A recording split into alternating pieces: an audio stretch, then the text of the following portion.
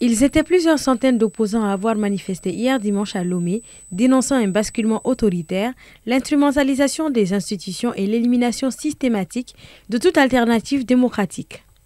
Pour les opposants, le Togo ne peut pas continuer à être l'otage d'un système qui nie la justice, la liberté et la souveraineté populaire. La majorité des Togolais aujourd'hui n'acceptent pas ce qu'on ne peut pas présenter à l'extérieur. Nous sommes devenus aujourd'hui la risée du monde entier. Dans l'histoire du monde, un peuple n'est jamais couché définitivement. Il arrivera un moment où le peuple togolais se lèvera et dira non à Faure Gnassingbé. Quand il a prêté serment hier, quels sont les présidents qui sont venus le soutenir? Il n'y en a aucun.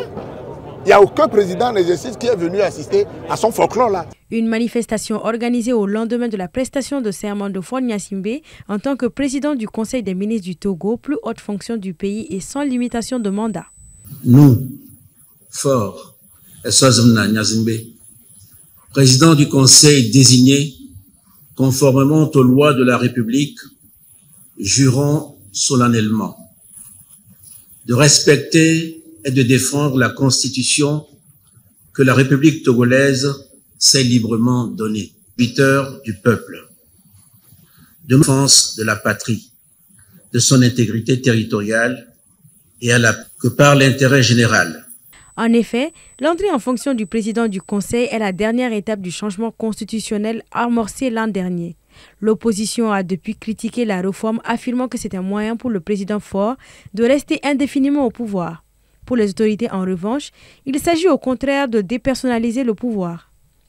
Jean-Lucien Savy de Tové est le nouveau président du pays, élu par un régime parlementaire, une fonction simplement honorifique comme stipulé dans la Constitution. L'exercice du pouvoir est détenu par le président du Conseil des ministres qui doit être le chef du parti majoritaire à l'Assemblée nationale. Le parti de Faure Gnassingbé, l'Union pour la République, a largement remporté les élections législatives d'avril 2024 avec 108 sièges sur 113 et détient 34 des 41 sièges des sénateurs.